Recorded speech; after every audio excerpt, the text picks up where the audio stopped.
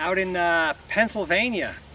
I had a lot of work to do, so I brought my work with me. So I figured I'd come out here for a week, do my work out here. I've got the Wi-Fi, I've got music, I've got food, water, and it's just a great way to spend the week.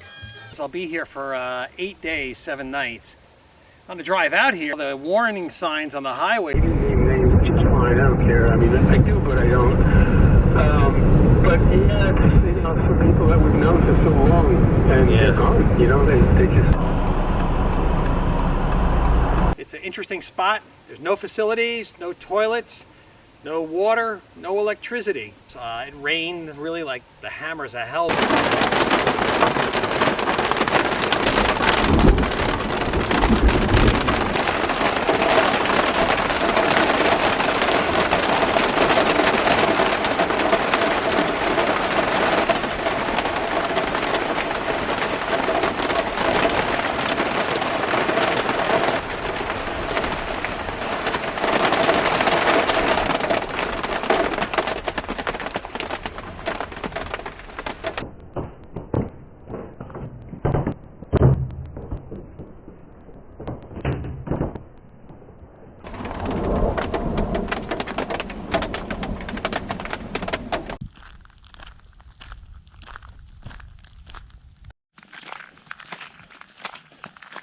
In the up until the 1850s, this area was an old growth cedar forest. It had trees with 12-foot diameter trunks, cedar trees. They were standing 150 feet tall.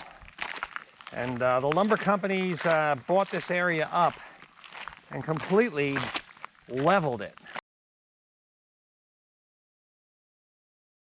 They took every tree out of here.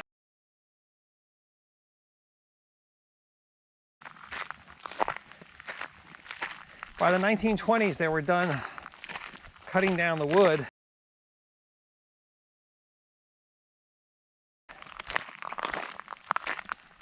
And they didn't want the land anymore. It was valueless to lumber companies. So they sold the land to the state of Pennsylvania. And Pennsylvania made this into parkland. And, you know, 1920s to 2020, that would be 100 years this has been park. I'm not sure if they logged it after that, but if they did not, then some of these trees are 100 years old. Far cry from what was here before, but it's pretty nice here. I saw 2 juvenile bears in my camp. They were really great. I've heard coyotes in the evening. I've heard a yellow-billed cuckoo. So wildlife is here. One of the agreements that you make when you come here with the Park Service is that you'll pack out everything. And that includes human waste. You know, you could cheat, but I looked around here and nobody's cheating. This spot right here, it's got a little trail that goes into a stand of pine trees. This would be prime potty area for a lot of people. And other places that I camp, this place would be littered with toilet paper, flowers, half-buried scat, tree root damage from digging. Pretty much, you know, people leave their fingerprints all over the area. And that's not the case here. This area has no toilet paper. I walked around the perimeter of this whole area, and I found no evidence that people were using the woods as a bathroom. Now, you could cheat. There's nobody here watching. We're on the honor system. The people who came here honored the agreement, and I'm one of them. That doesn't make me better than anybody else, but a little maturity here.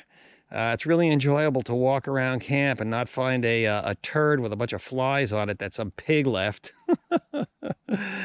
So I think going forward, I'm going to really heavily consider packing out my waste from now on. It just makes sense. For a toilet, I'm using a 3-gallon bucket with a screw-on gamma lid. This allows you to screw it tight. What I do is I put a bag in here, and you do your business in there. You remove the bag, tie it up like you would a, tie it up and throw it away like you would a diaper. So because I'm here, I have to collect up these bags of poo. And I've got a little supply here if anybody wants them. And I'm going to transport that out with me. I'm doing my part.